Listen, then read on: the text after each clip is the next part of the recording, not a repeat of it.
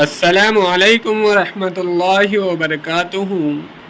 آج کا عنوان اور ٹاپک ہے حضور صلی اللہ علیہ وسلم کی نظر میں دنیا کی حقیقت۔ ارشاد فرمایا کہ اگر کوئی شخص ساری دنیا جمع کر لے تو حق تعالیٰ کی نظر میں یہ دنیا مچھر کے پر سے زیادہ نہیں ہے۔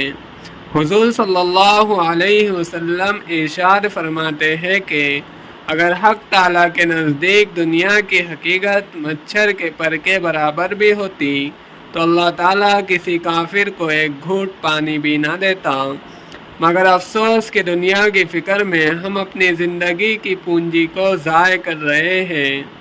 ہماری زندگی کی پونجی ایک حقیر پونجی پر ضائع ہو رہی ہے۔